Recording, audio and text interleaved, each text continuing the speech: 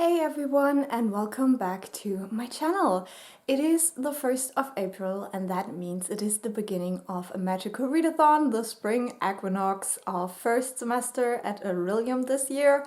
I am so excited, but as you can see, I'm not doing my best right now. I went home for Easter to visit my family, and as soon as I got there, people started getting sick.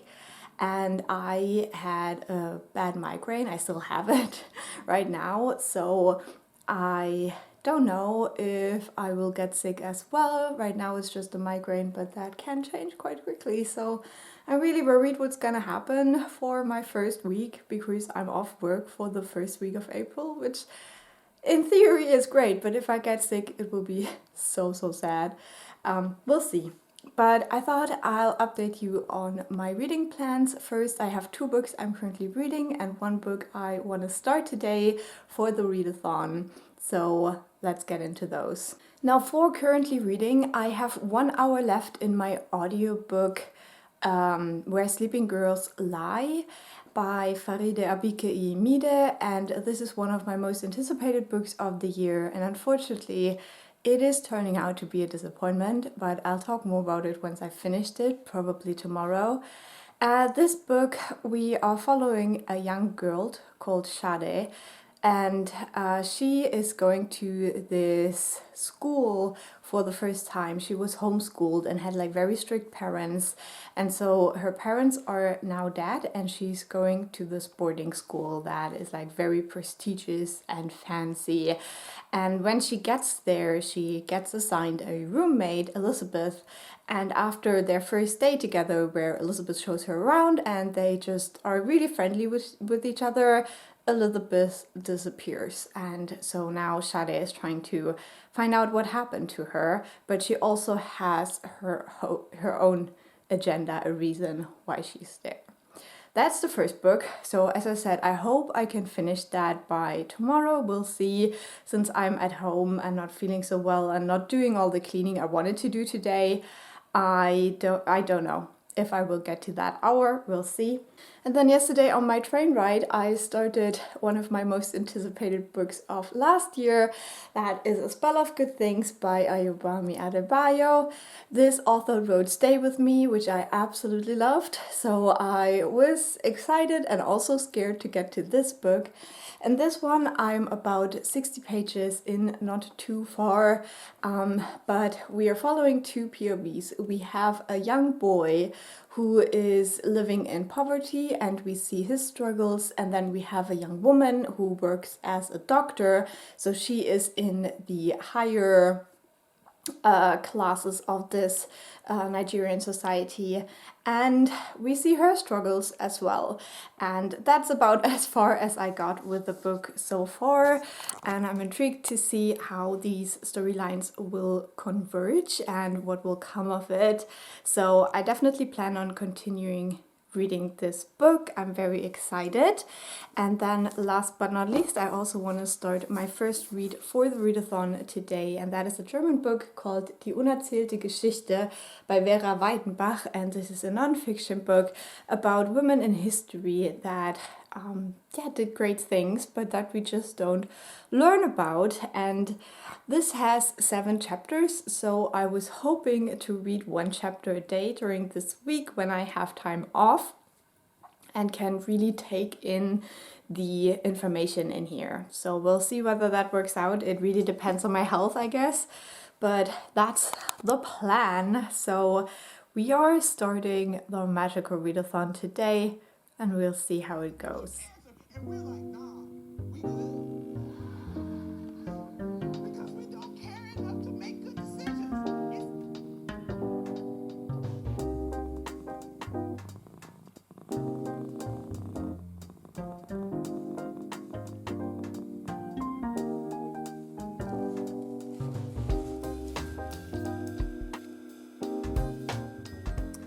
Okay, so I want to start the lore quest for the readathon, and if you don't want to know anything about the quest, then I will mark it in the chapters so you can go ahead and jump over these parts, because they will spoil the quest. You always have like decisions to make So just make sure if you haven't done the quest yet and you want to do it, you jump over these little bits. They are spoilery.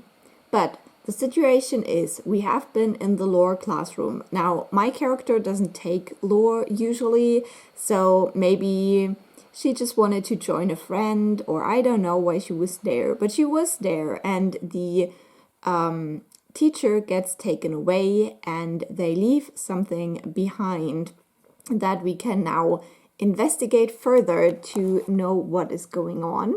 And so we have 3 options, and I think because my character is mostly like scientific, I think they would use a more sciencey way to deal with this. So I'm gonna use check it under true light first. And so this is a non-reading prompt, and we have to take a picture of my current read and my favorite shiny thing. So we'll figure out what that is in the morning and then see whether we have solved the first riddle. Okay, so here's the picture I took. I'm not great at taking pictures, but it has my necklace, which I think is my favorite, what was it, glittery, shiny thing, because I got it from my mom when I finished my PhD, and so I shared this on a Discord, and let's see whether that worked. Okay, it did not work, so what are we going to do next? I think what I want to do next is the sunlight, because I feel like pouring water over it should be the kind of last step, because maybe it will ruin it altogether. So let's do sunlight next. Okay, so we are supposed to take a picture of the current read in sunlight, which the weather here is not that great. We'll see when we can do that. So here we go. Here is a sunbeam picture of my other current read, and my cat kind of photobombing it, but really just elevating it to be a cute picture. So I posted that, and let's see what good that did for the quest. Okay, this time we chose the correct one, and I have to read what it says to know what's going to happen next, but I think now we have to find something on the G drive, and then the next part will be revealed during the weekend on Sunday, so it will take a little while before we can continue with the quest. By the way, I think all of these visuals are so beautiful. It looks so great, and it's just so cool. I mean, yeah, love that. Okay, I found the document, and this will probably have something to do with the part that will open up for us on Sunday, so I'm excited. Here. Guin is in FBI custody.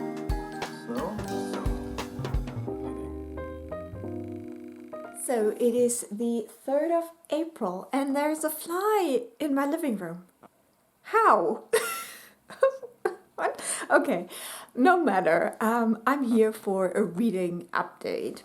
Now, I made some progress in my first Magical Readathon book. This is a German book about women in history that most of them were kind of forgotten because men just didn't want them to be known. So I'm halfway through with this one. This is very much focused on German history, but European history in general. So we are starting with the time before the First World War. That's the first chapter. Then we have a chapter with the First World War, and then I read the chapter of the 1920s, so leading up to the Second World War today. And this is very well written. It's pretty much like a narrative style where these women are mentioned, their achievements, the way that men stood in the way of their successes, how they sold these women's work as their own and stuff like that. And while we do that, we are looking at different parts of culture. So we have a lot of science examples in here. I think those are the ones that make me mad the most, just because that is the closest to me personally. And so I know how much hard work goes into any kind of research, and then seeing how these women were told that their results can't be right, or how a more powerful man will take their research and then name the result of that research after himself and stuff like that. I get so mad. But there's also like arts and literature and music and very different things in here. And we're basically going through time. So with some of these women, we will see them at different points in time and see what they're doing at that time. So others are just mentioned once. We can also see that for some of these women, their lives were very, very short. Some of them died in their 20s or 30s, because back then living was just more dangerous. Diseases, accidents, stuff like that. So far, there have been a couple of women of color in here. I think the last chapter didn't have any, but there's one that is mentioned in the first chapter and two in the second chapter. I wish that the book would explore more why we don't see a lot of women of color in here. Also, there is not really a mention of queerness or like gender nonconformity in here. For example, we are looking at a Jewish woman who, when she was young, adopted a male name for herself, but that isn't brought up in the book at all. So I don't know if there is just no knowledge about why she decided to do that, or why maybe her gender wasn't that set. Maybe she just liked the male name more. We don't know. It's not mentioned in the book. So I think that diversity-wise, this could be a little bit better. But if you're reading this from a more conservative feminist lens, I think you will really enjoy this. This book also doesn't use any German, we call that gendern. So basically in Germany, since all of our, or most of our nouns have a gender that is male or female, we do have a few words that are neither. But because we have that to express that both genders are referred to, there are different techniques that can be used, and this book does not use any of those. It does use very generic masculine form if it refers to men and women. I do not mind that, because I do see a value in that. Like if you say that this woman was at the top of this group of scientists, and in German you would use just the male version of this scientist's job, then it kind of implies that, you know, it is not just in the group of women in this field of science, if you know what I mean. It's very hard to explain for people who don't have that gendered language. But yeah, basically it takes a very conservative approach with that as well. So I am enjoying it. I do see potential to make this better, but I am intrigued to read more of this. Now, I must be honest, if I read German histories or like European histories, it is very scary, because I remember how close we are getting to some of the tragedies that have happened in our history, and that conveniently a lot of us seem to have forgotten. So we're now getting to a point again where a lot of people are okay with other people dying. If it is trans kids who take their own lives because they're prohibited to live their true selves, whether it is women who need medical abortions and can't get them, we are okay with them dying again. And I think that is very, very dangerous. So reading these histories, especially leading up to the Second World War, it's just scary. It's very scary for me. So yeah, but that's going well. I also finished my audiobook. I finished reading Where Sleeping Girls Lie by Faridah Àbíké-Íyímídé. Unfortunately, this was a bit of a disappointment because I had this as a 5-star prediction and I ended up giving it 4 stars. This is kind of a Me Too book and I did like what it did, but I think I didn't like how it did it. So I think this book has massive pacing issues. I think that it is too long. Especially the beginning should have been much shorter. I think there is a lot of this book that isn't really going anywhere. That's just kind of meandering. And so I would have shortened the beginning by a lot. And then also our main character does have a tragic history, like a backstory that we can start guessing by certain things that are happening in her head, but we don't get it revealed until almost the very end, and that's just too late. At this point, I had pieced together most of it anyway, and I didn't really care anymore because I just felt like, you know, if you are supposed to get to know a character for chapters and chapters and chapters and chapters, and then there's this like revelation where you're supposed to finally see her. I'm like, yeah, but what did I see for most of this book? You know what I mean? So I felt like keeping that back and trying to turn it into a twist just did not work for me, unfortunately. And I think that because of that, the main character just fell flat for me. I did really like some of the side characters like Baz and Kwame. Those are so cute. And then I think that Elizabeth is an interesting character, but again, we do get her story right at the end in one big ass chapter. Why is that? You know, it's not a reveal if you have to give me a long ass chapter to explain everything at the end. I don't know. I feel like this could have been done so much better, and I was so sad because I wanted to love this book so much. So I'm sounding more negative than I feel towards it just because I wanted it to be perfect and it wasn't. But still 4 stars. I think it is entertaining. I think that the messages are still important, but just because we are having this discussion for so long now, it also just feels a bit dated. It feels like it doesn't really add anything new to the table, at least for me, but maybe it does, and maybe it is just there for the teenagers of today who have kind of missed out on the whole Me Too movement, and maybe that will bring it back to them a little bit. I don't know. But I did like it.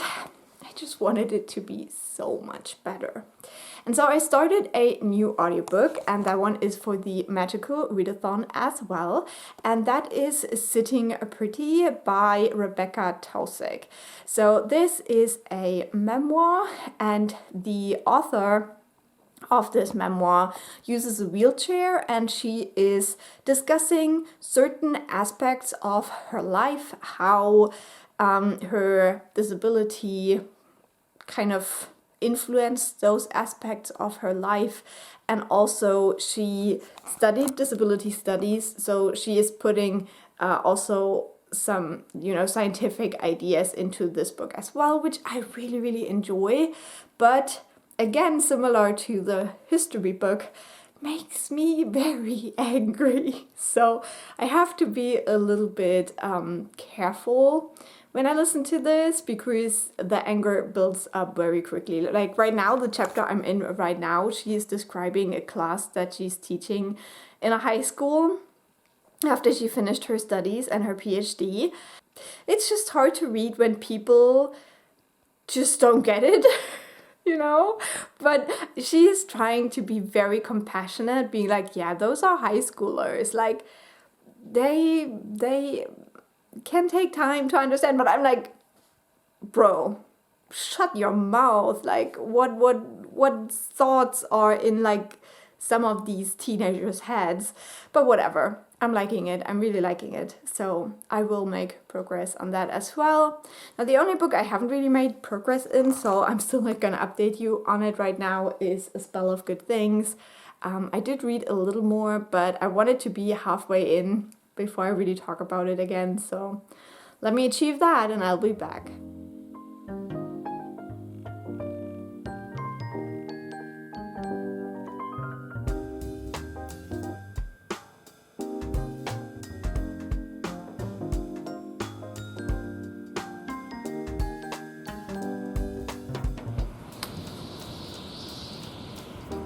Okay, so I'm now halfway through A Spell of Good Things, but I can't move because of the cuteness of the cat. It's just the law. So we have to do it like this. And this one we are following two families. We have a family where the father was a teacher, a history teacher, but because of the political decision that arts and history and literature won't make a great nation, they just kicked all of these teachers out. And so this man lost his job and now his family lives in poverty. And then we're following another family, and in this family we predominantly are looking at a young woman who is a doctor, and she is really just beginning her adult life. She is working in a hospital for the first time, and she has a partner who everyone is waiting for them to get engaged. And then her mother is just turning 50, so there is a very big celebration. And this family is very rich, but we can see how fragile wealth and money is in Nigeria at this time. I just finished reading part 2, and the ending of that made me feel so sick because you can tell the whole time that the partner of this young doctor is not a good person at all. That really comes to culmination now at the end of part 2, when he thinks that he basically owns her because of the way that their families are tied together because of things. And it's just disgusting. It is so disgusting. The entitlement that some people have is so gross. And then at the same time, we see this other family struggle so much, and not because they have done anything wrong. In that poor family, the mother, she has trouble reading. I don't know the English term right now, but you know, some people just can't read that well. Oh, she hates when I film. I'm sorry, baby. However, I was trying to say that the mother just can't read very well, but because this was not a concept during the time when she went to school, the teachers just said she was dumb and stupid, and so she didn't get a degree, but she made sure to marry someone with a degree. And then just because the government decided that history just isn't a important subject anymore, her husband lost his job, and he has depression. He already had a history of depression before he lost his job, but now it has become basically crippling. He can't really do anything. And so, yeah, it's just really hard to read about both of these families because you can see that in order to survive, these people have to do just things that are not in their nature, or yeah, especially these women have to bend themselves into different shapes to survive, and that is just very heartbreaking to read. So I'm very slow reading this book because it really isn't fun, but I think these stories are very important to tell and to showcase, especially since because of social media and stuff and the internet in general, our worlds are growing together more and more. And so especially ideas about feminism and how women have the same chances as men and stuff like that, they are reaching different countries, but that doesn't mean that these women suddenly can all be like free as we are in the like Western countries, you know? So I think it is so important to see the kind of restrictions and also the fragility of certain systems and how living in a world where like changes in your government can change your whole life within seconds is very frightening. So yeah, I am enjoying the book. It's just not a very like entertaining or happy read.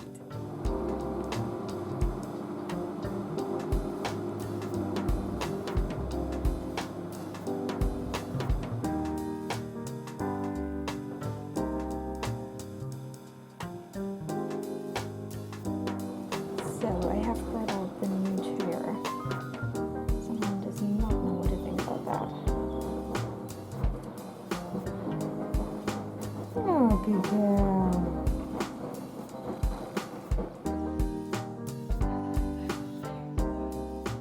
So today is the 6th of April and I do have a very quick update because I finished reading A Spell of Good Things by Àbíké-Íyímídé a couple of days ago. But I do have an appointment, so I'm really rushing right now. This book, unfortunately, was just very depressive and it put me in such a bad mood. I did not foresee how much of this book would be about an abusive relationship and the thought processes of people who are in such a relationship, why they are staying in that relationship, and so this was so hard to read for me. And then also the depictions of poverty, of the just volatile state that these people live in, and the corruption and brutality of the politicians. It was all just very sad and at times made me very angry, but feeling helpless. And yeah, I was hoping that at the end there would be like a little bit of a silver lining, maybe a little bit of hope, but really the ending is quite open, so you can imagine the sliver of hope, but it's not really on the page. So overall, I found this to be a very sad and depressing read, and it just wasn't really what I was looking for. So even though obviously the world can be very sad and depressing, I feel like you have to be in the right mood to pick up a book like that, and I really wasn't. So I gave this book 4 stars. It really wasn't the fault of the book that I wasn't in the mood for something like this, but I still think that Stay With Me by the same author just was able to walk that balance a lot better for me personally, and so this one fell behind my expectations a little bit. Now I'm gonna go to my appointment. I'm almost done with 2 more books and I'll update you on those once I finish them.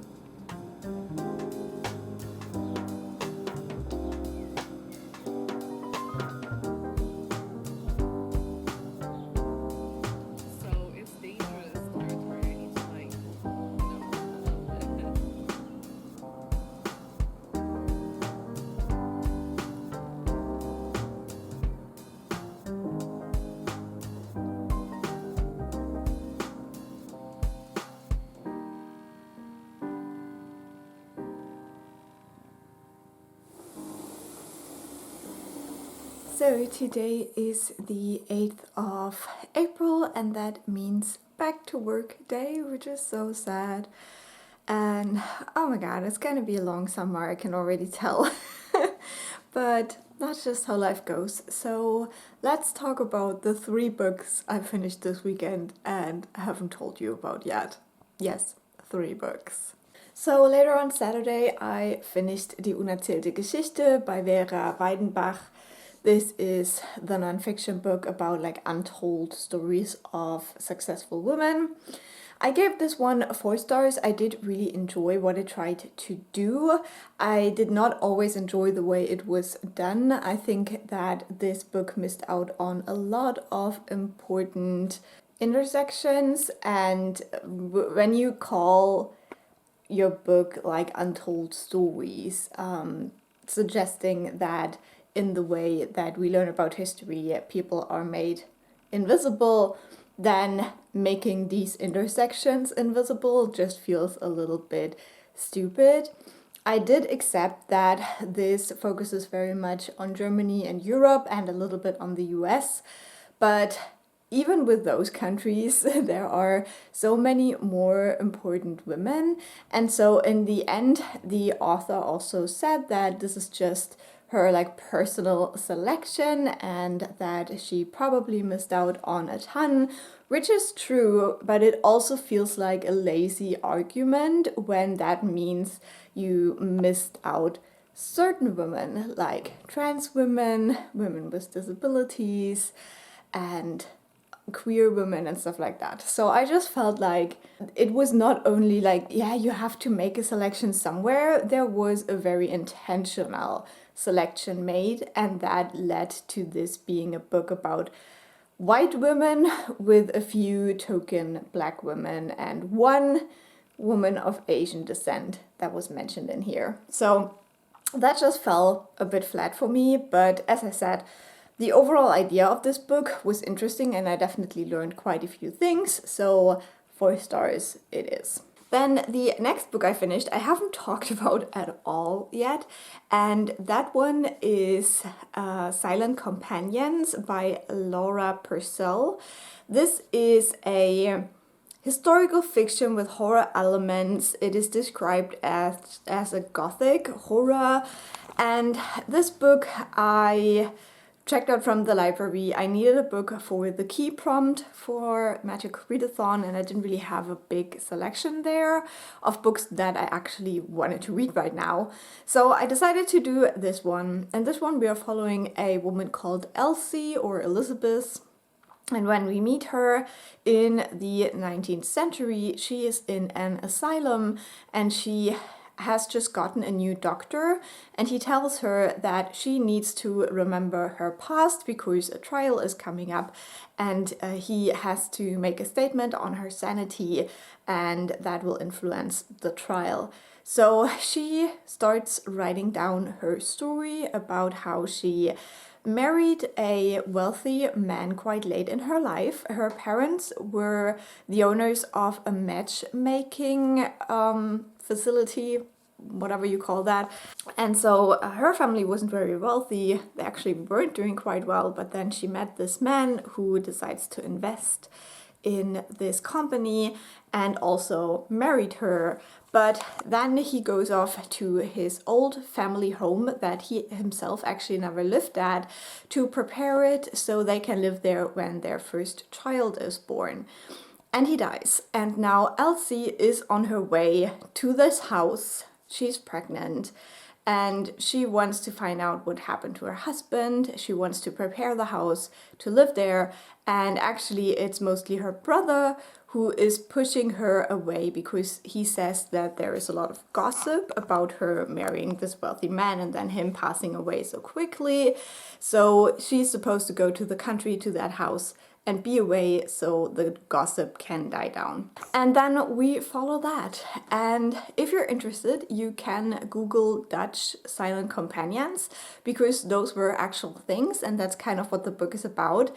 It reminded me a tiny bit, like not even a tiny bit, it reminded me quite a bit of How to Sell a Haunted House by Grady Hendrix. It doesn't have the humor, but the overall setup of the story is very, very similar. So if you did not like that in the story, in the plot lines, then you probably won't like this one either. And yeah, we uncover what's going on with the house. Now, unfortunately, there is a lot of stereotypes about Romani people in this book. We do get a storyline that is in the 17th century and also like in both kind of timelines, we do get these anti-Romani sentiments, and they were just not necessary at all. Like, we didn't need that at all. It had nothing to do what was going on in the end or what was hinted at going on in the end. So I just don't understand why that happened. The use of the she slur is all over this book. And I just don't know why that is, because I thought, well, maybe this is picked up in the end and the author will tell us how that was all wrong and had nothing to do with the story. And it did have nothing to do with the story, but then that's just it. It never leads to anything. So yeah, I just didn't like that. So I gave this book a 3.5 stars. It is very strong in the atmosphere, and it was definitely a book I flew through because it was so gripping and captivating. And then last but not least, I finished my third 5-star read of the year, and that was Sitting Pretty by Rebekah Taussig. And I really enjoyed this book. It was just so great. It was a book where I just nodded along to every single sentence. I think everyone should read this book. It is such a good blend of a memoir and then also more scientific, like disability studies points that are just woven together so nicely. And I think it's such an important topic, such an important read, and I loved it. So that is what I read this weekend. Now my reading is probably going to slow down a little bit, but I have 2 new books to start. For my physical reading, I will start a historical novella called At Night All Blood is Black, and I'm very intrigued to read this, but it's probably quite the harrowing read, we'll see. And then for my audiobook, I started Their Vicious Games, which I will talk a little bit more about with both of these books once I have gotten into them, because right now I don't really know a lot about them. Yeah, we'll see how it goes. Magical Readathon so far is going really well because at this point I have already finished half of my classes and we're 1 week in. So that's very good, and I'll keep you updated. Okay, so we're looking for the Abaddon, and the prompt is to read a book with the moon on the cover or in the title.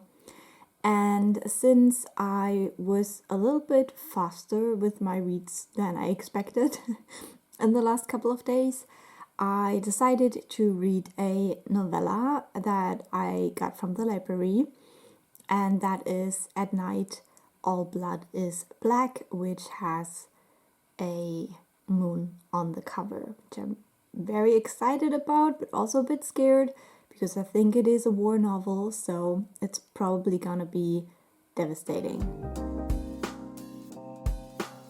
So today is the 11th of April, and I think it is time for an update. I did read a novella completely that I wanted to update you on, and that is At Night All Blood is Black by David Diop.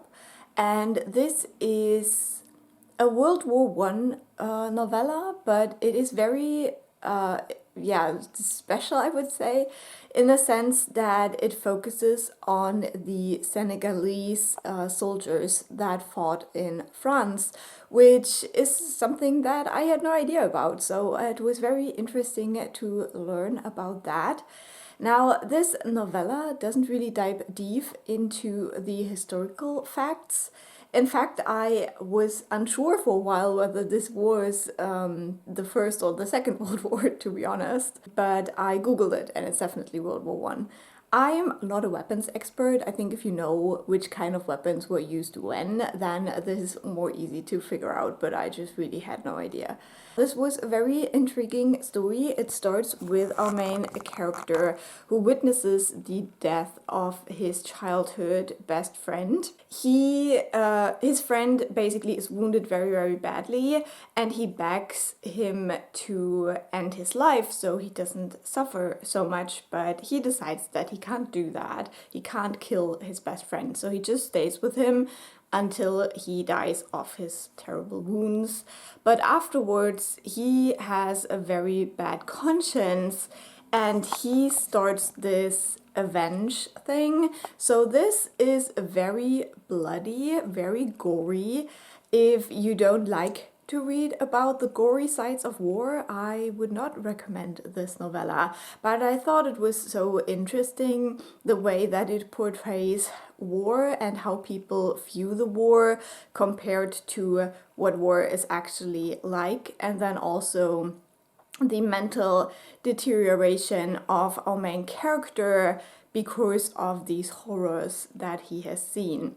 And then in the last third, the focus kind of shifts. I don't want to say why, but there's definitely some changes. We learn more about the history of these two characters, how they grew up together and why, and what kind of feelings connected them, what kind of stories connected them. And I don't really know if I liked the way that was done, whether it would have been better to introduce that a little bit earlier maybe, so we understand our main character's feelings even better earlier. But then on the other hand, it does make sense in the way the plot is progressing. I'm not quite sure. The language in this one is very, very unique. There is a lot of repetition, but it really feels like you're in this character's head because of that. The thoughts are not clean, but there's still some quotable sentences in there for sure. So it is beautiful writing, but it is also, as I said, it repeats itself a lot, and that is used very to a very dramatic effect, I would say. But it's definitely not for everyone. In the end, I decided to give this novella 3.5 stars. I did really enjoy it. I'm glad that I learned something new because of it. And it was quite interesting, but maybe I would have liked to explore this deeper. I feel like some things I still don't quite understand about this story. But yeah, it was really interesting, and I would recommend if you're interested in it as well. Then for my audiobook, Their Vicious Games, I think I'm probably about a quarter or maybe even a third of my way into this one by now. So I can tell you a little bit more of what this is about.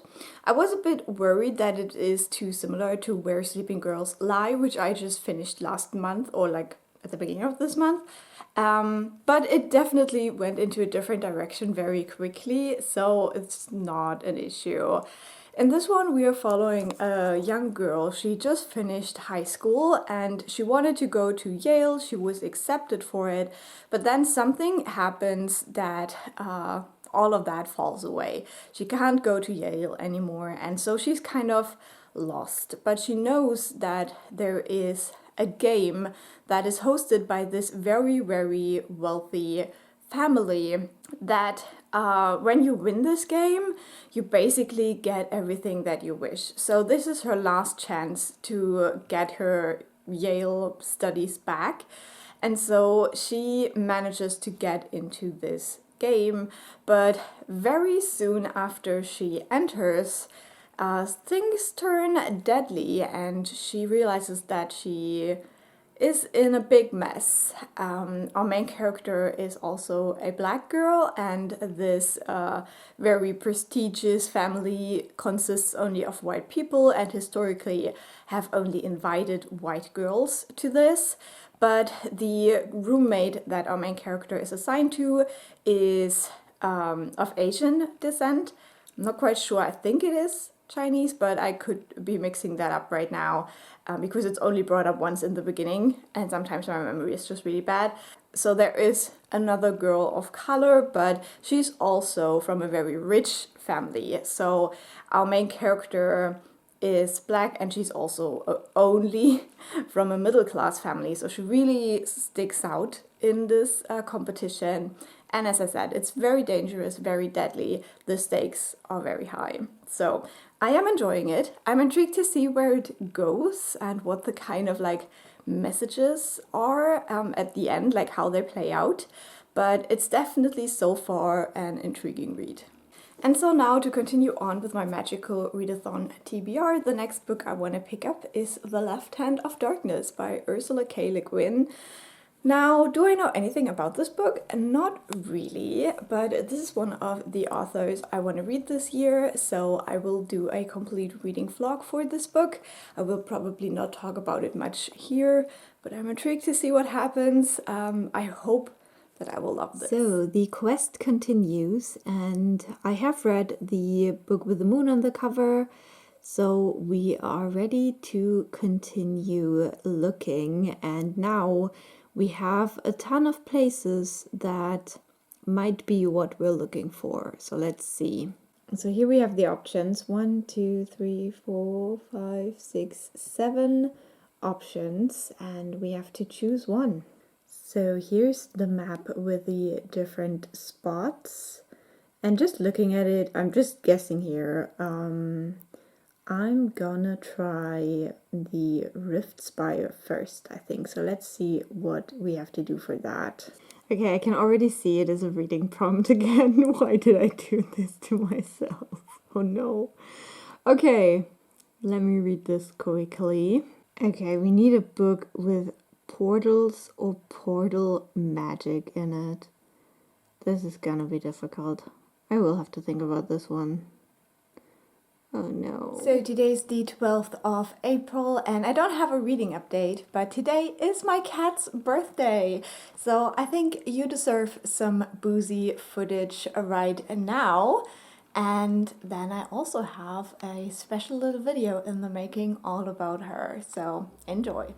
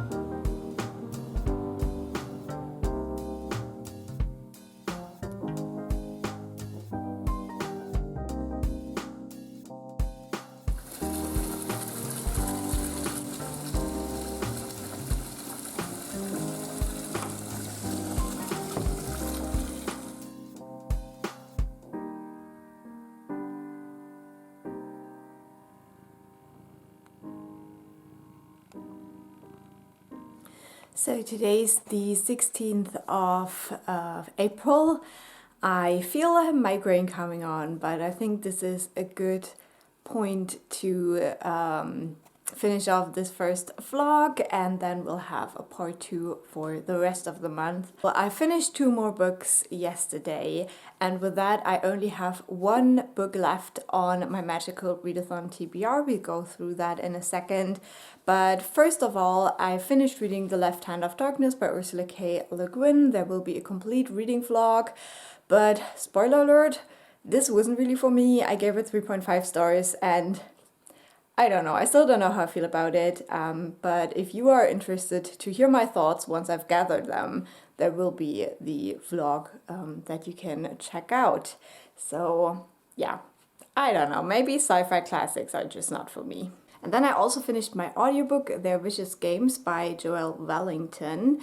And I don't really remember how much I talked about it in this vlog. I feel like not a lot. So just a quick recap. This is a book about a young girl who wanted to go to Yale. She is Black and she went to a mostly white school that was very prestigious, but she went there with a scholarship. So she was also always the kid from suburbia, and she really struggles with that and she wants to break out of that life, but then something happens and she can't go to Yale anymore, but there is this competition, and if she wins that she might get another chance at Yale, but the competition is not what she thought. So this is basically if The Bachelor was Hunger Games and in the end we kill the racist capitalist patriarchy. It was great. This is a very, very slow build-up story. It just gets more and more creepy to the point where I felt physically sick listening to what was going on. There were some truly horrific scenes in this. So I would say this is a thriller horror.